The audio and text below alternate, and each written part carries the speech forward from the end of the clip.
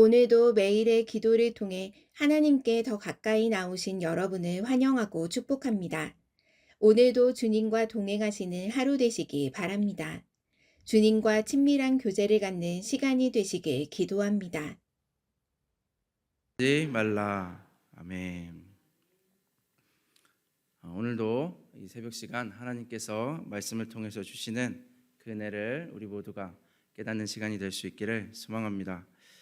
오늘 본문은 살인하지 말라라는 매우 간결한 명령을 기록하고 있습니다. 이 명령은 하나님의 말씀이 아니더라도 인간이라면 누구든지 마땅히 지켜야 하는 법이라고 할 수 있죠. 정당한 살인이 있는가라는 것은 사실 매우 깊은 토론을 요구하겠지만 보편적으로 살인은 해서는 안 되는 일임에는 틀림이 없습니다. 우리는 성경 안에서 이 살인하지 말라라는 명령이 어떤 의미를 갖는지 먼저 살펴볼 필요가 있습니다. 살인은 여러 가지 구분이 있겠지만 오늘 이 성경에 살인하지 말라라는 살인하다라는 단어를 기준으로 생각했을 때에는 두 가지로 분류를 해볼 수가 있습니다. 첫 번째로는 우연적인 살인이 있을 수 있겠죠. 부지 중에 행한 살인들, 나도 모르는 사이에 행해지는 살인들이 있을 것입니다. 결국 우리가 조심해야 되는 것은 이것이겠죠. 또 두 번째는 계획적인 살인이 있을 것입니다.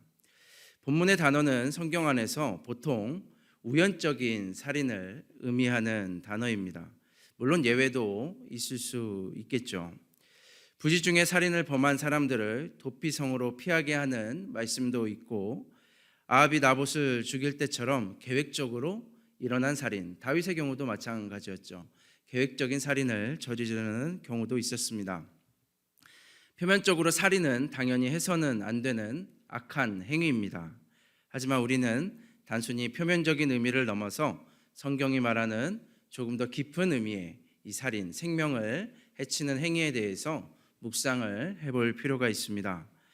오늘 본문의 살인이라는 단어가 우연적인 의미를 더욱 많이 가지고 있다고 한다면 우리는 살인이라고 하는 행위 이전의 마음, 즉 원인에 대해서 생각을 해보아야 합니다.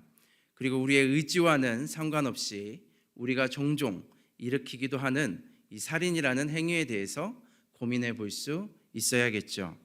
그렇다면 살인하지 말라는 계명이 주는 메시지는 무엇일까요? 첫 번째로는 생명을 소중하게 여겨야 한다는 것입니다.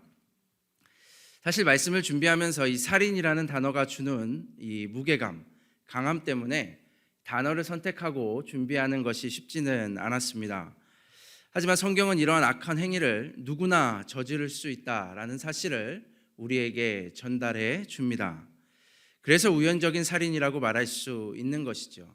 나는 한 번도 사람을 죽인 적이 없어 라고 이야기할 수 있는 것은 어떤 계획적인 살인에 들어갈 수 있다면 그런 의지와는 상관없이 또는 의지적이었지만 무의식적으로 행했던 그런 우연적인 일들도 우리에게는 많이 있을 수 있다는 것입니다. 물리적으로 사람을 해치는 것은 조금 뒤로 하고 먼저 우리는 이 생명 자체에 대한 해침에 대해서 생각을 해볼 수 있어야 합니다. 가장 단순한 것으로는 상처를 주는 말을 하는 건 역시 살인이 될 수 있다는 것이죠. 상처를 준다는 것은 마치 몸에 상처가 나듯이 마음에 상처가 나는 것을 의미하죠.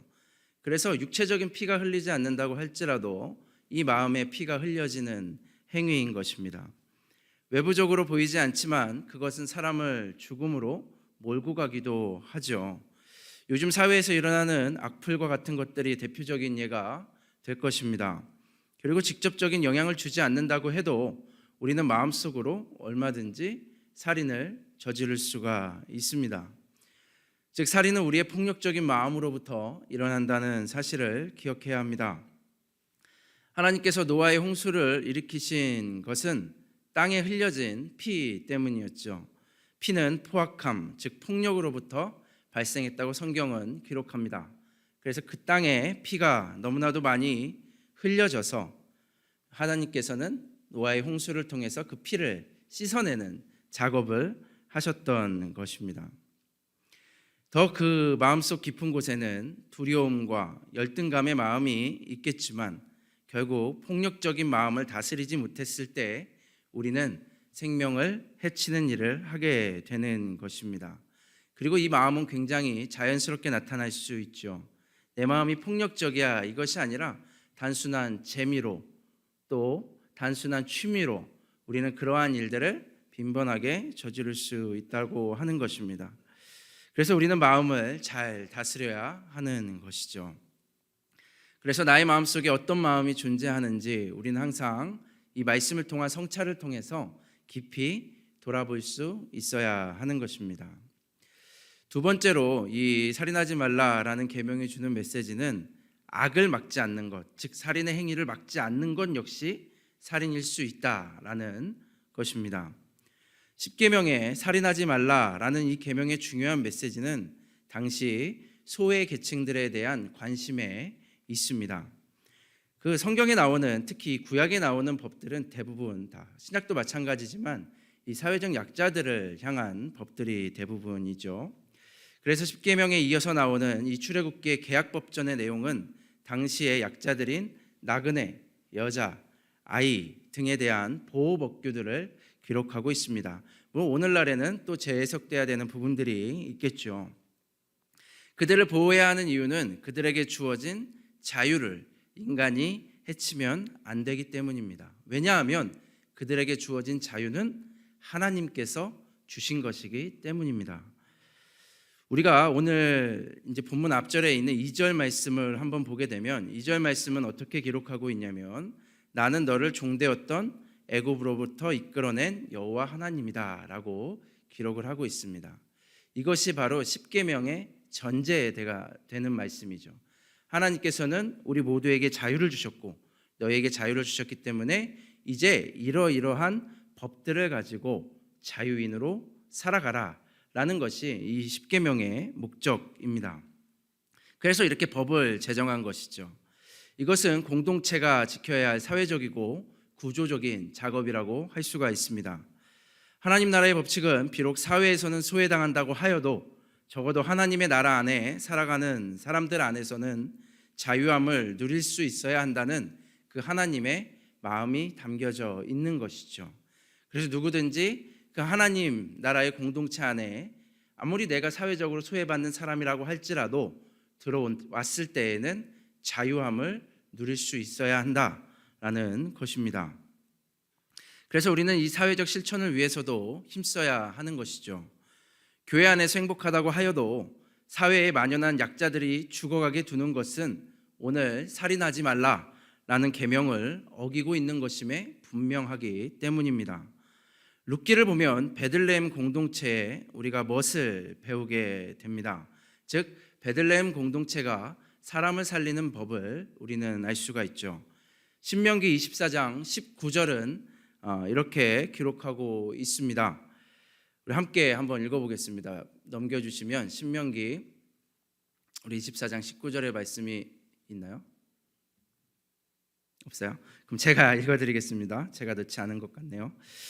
내가 밭에서 곡식을 벨 때에 그 한 뭇을 밭에 잊어버리거든 다시 가서 가져오지 말고 나그네와 고아와 과부를 위하여 남겨두라.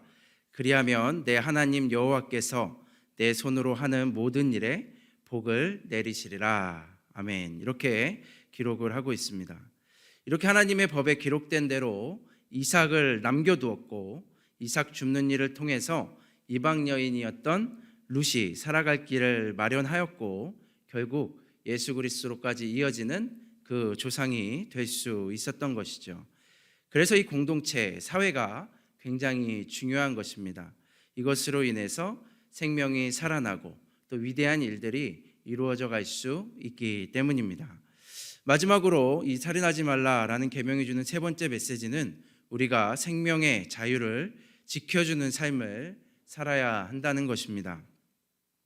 우리는 나로 인해서 언제나 생명이 죽임을 당할 수 있음을 기억해야 합니다. 나의 의도와는 상관없이 또 여러 가지 상황들 속에서 내가 침묵하고 있는 그 순간들 속에서도 또 내가 잘하고 있다고 생각하는 그 무의식 중에 그리고 나의 착각으로 인해서 그렇게 될 수 있다는 것입니다. 그래서 우리는 생명을 지키기 위해 노력하는 삶을 살아야 합니다. 왜냐하면 그렇지 않으려고 노력하는 것만으로는 그게 참 쉽지 않기 때문이죠. 그래서 오히려 능동적으로 그 생명을 지키고 자유를 주기 위한 노력하는 삶을 행해야 한다는 것입니다. 왜냐하면 생명의 보존이라는 것이 곧 자유의 보존이기 때문입니다. 하나님께서 우리를 자유케 하셨죠. 우리의 생명을 지켜주셨죠. 하지만 우리는 인간관계 속에서 구속하며 또 구속받는 삶을 살게 됩니다. 대부분의 사람들은 구속받기보다는 구속하기를 원하죠. 하나님께서도 금지하신 일을 우리는 여러 가지 이유들로 행하고 있는 것입니다. 세상은 그러하다고 할지라도 교회는 그럴 수는 없는 것이겠죠. 제 아무리 의롭다 하는 삶을 산들 한 사람을 괴롭게 하고 있다면 그것은 구원받지 못하는 삶이 될 수 있는 것입니다. 그래서 우리는 항상 타인의 상황과 마음을 이해하기 위해서 노력해야 하는데 내 생각이 아니라 상대방의 입장에 서서 느낄 수 있어야 합니다. 즉 우리는 타인의 입장에 서려고 하는 노력이 필요한 것이죠. 내가 아무리 이 사람을 이해하려고 해도 그것을 다 이해하는 것은 불가능합니다. 그렇다면 우리가 흔히 이야기하듯이 입장을 한번 바꿔보는 것이죠. 그래서 더욱더 그를 이해하기 위해서 노력해야 하는 것입니다. 나는 잘하고 있어가 아니라 내가 저 사람이라면 이라는 생각을 할 수 있어야 한다는 것입니다. 왜냐하면 그때 어쩌면 내가 호의라고 베푸는 것이 그 사람의 마음에는 또 상처가 되는 일이 될 수도 있기 때문입니다. 그래서 우리는 굉장히 복잡한 상황과 이해를 위해서 정말 많이 기도하고 또 노력하려는 그런 일들이 필요하게 되는 것이죠. 하나님의 나라는 그렇게 어렵게 만들어지는 것입니다. 구속 가운데 살아가던 사람들이 자유함을 누릴 수 있는 그 관계 안으로 들어오는 것, 종되었던 인생에서 자유의 인생으로, 종되었던 자녀에서 자유인의 자녀로 그렇게 변화되고 또 변화시킬 수 있는 것이 바로 그리스도인이고 그리스도인이 모인 공동체라고 할 수 있는 것입니다. 대부분의 사람들은 다른 사람을 구속함으로써 자유를 누리고자 합니다. 이건 성경과 맞지 않죠. 왜냐하면 하나님께서 죄인인 우리를 구속하셨기 때문입니다. 자유케 하셨기 때문이죠. 하나님께서는 자유함을 주시고 믿음으로 그 삶을 살아내기를 원하십니다. 그리고 그 자유는 생명의 보존이라는 가장 기본적인 이 법칙 위에 있음을 깨닫고 우리가 기억할 수 있다면 우리의 삶의 방향은 생명을 살리는 삶이 될 것입니다. 저는 우리 주님의 교회가 또 주님의 교회의 성도님들 한 분 한 분이 그러한 자유함을 깨닫고 누리는 그리스도인들이 되어서 또 그러한 공동체가 되어서 누구든지 이 안에 들어왔을 때에는 그 자유함을 누릴 수 있는 그렇게 만들어줄 수 있는 그러한 사람 또 그러한 공동체가 되어질 수 있기를 간절히 소망합니다. 마지막으로 선포하고 말씀을 마치도록 하겠습니다. 생명을 살리는 사람이 되십시오. 아멘. 우리 이 시간 함께 기도하였으면 좋겠습니다.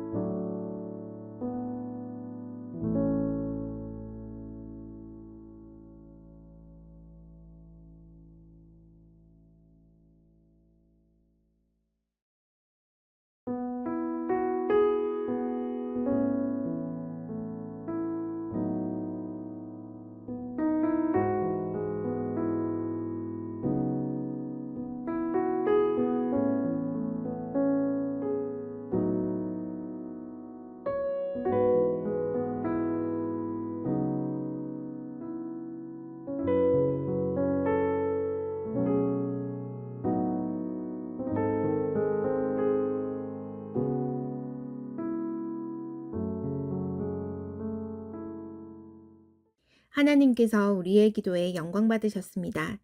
이제는 우리의 삶을 통해 하나님의 영광이 되시길 바랍니다.